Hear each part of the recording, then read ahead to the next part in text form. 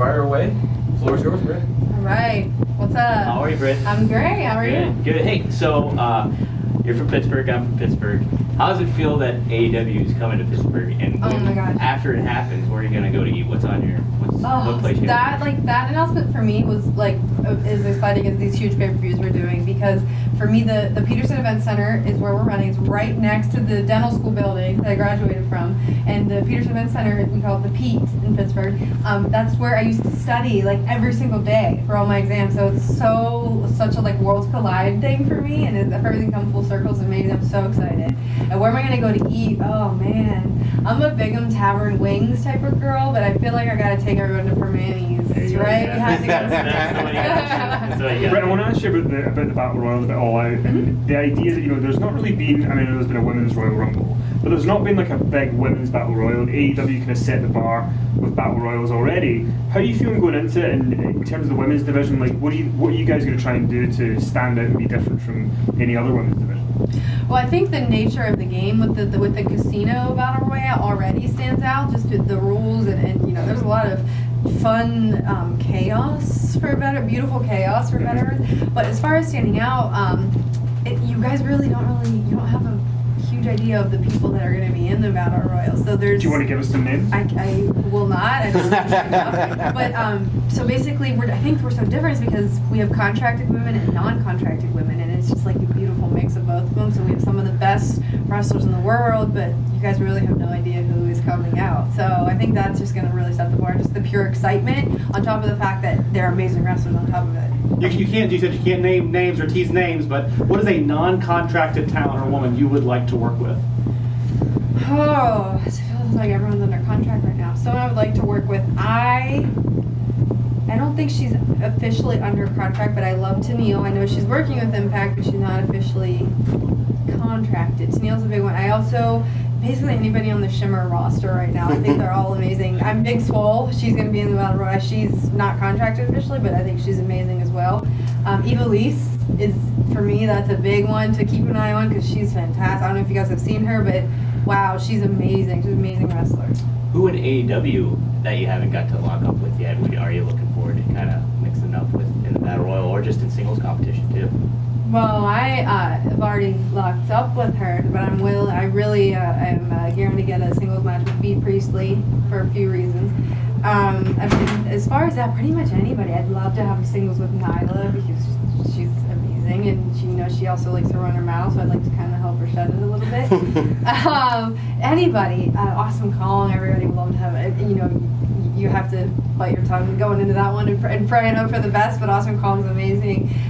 Sadie Gibbs, everybody in the women's division. I want a singles match with because they're all so good. Can you take us back to Double or Nothing, and there's that triple threat match, and Brandy comes out, and almost like she was going to be in it, and go, oh no, the Stephanie thing again, and she introduced Awesome Kong, and the place goes nuts. What was that experience like for you in that day, and like people remember that moment of like it becoming the four-way and all the elements of that match changing? I had goosebumps. When I heard the reaction, I was like, oh my God. I mean, and we knew that the place was going to go nuts, but I don't think anybody could prepare for that because it was just insane. And as far that match couldn't have gone any better. It was everything we wanted. We had the surprise element. We had we established that right away, hey, this is the women that we're going to have in AEW, and this is just it's a little taste. It's not at all what you can expect for the rest of the time to come because we're just barely getting started. We have so much more to show you guys, so much more to prove, and we will. Britt, you've worked the Chicago Independent scene like Zello Pro and Warrior Wrestling, and now you're going to be working in front of 11,000 people for AEW. What's that feel like for you?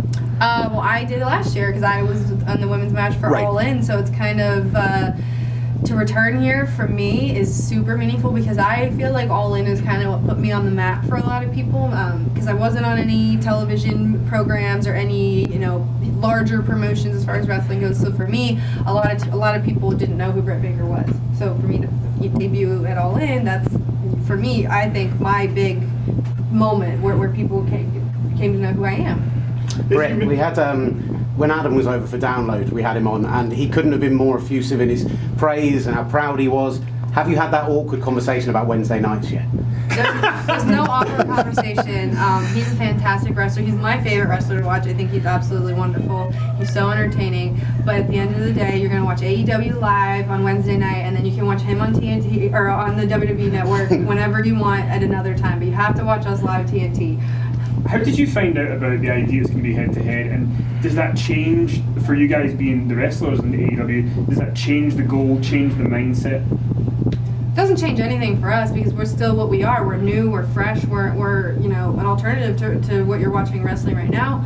And as far as how I found out, my boyfriend just came home from a meeting one day.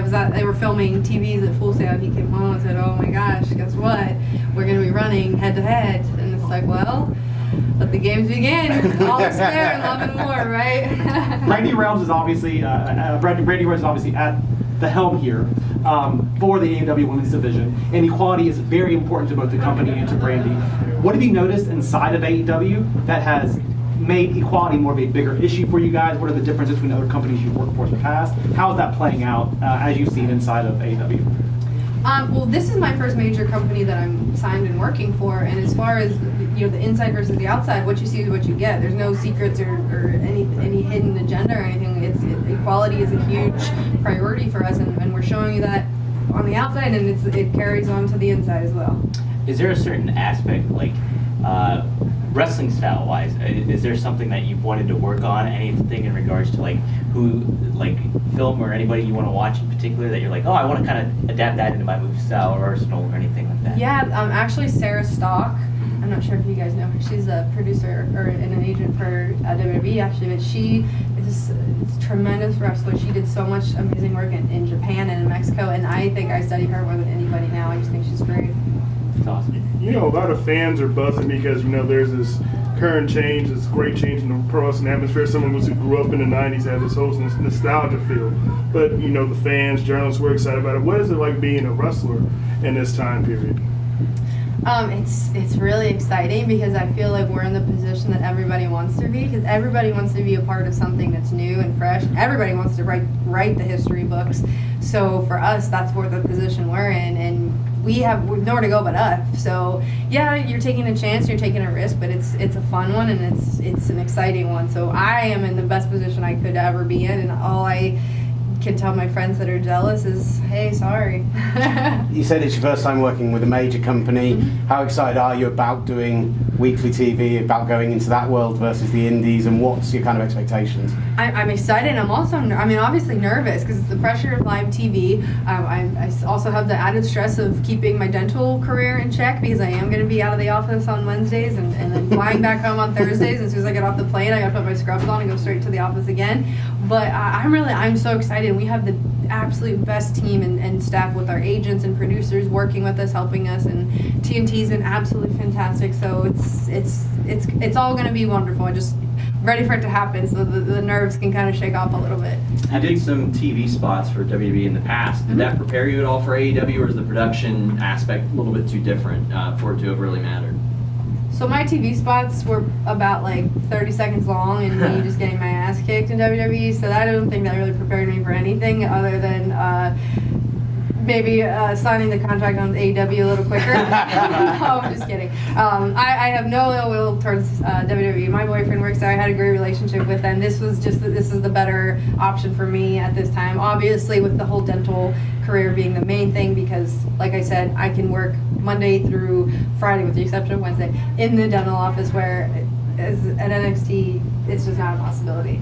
Two more. Have you felt have you noticed any kind of crossover between the dental, any of your patients, people coming in or anything like that? Yeah, in regards to wrestling? a lot more recently too. People come in oh, hey, I'm a wrestling fan, and I just want to let you know I'm a huge fan, and even in the locker room there are people will call me, hey, I have a dental question real quick, and it's I love it though. I love when they cross over because I get to kind of flaunt my intelligence a little bit, so it's rewarding. I love it. Most people who have been pursuing professional wrestling as a full-time career have a job that's not as, we'll say, quite as professional as being a dentist. And a dental career, how do you balance the needs of that with the needs of professional wrestling, which are both very high energy, high intelligence, high focus jobs?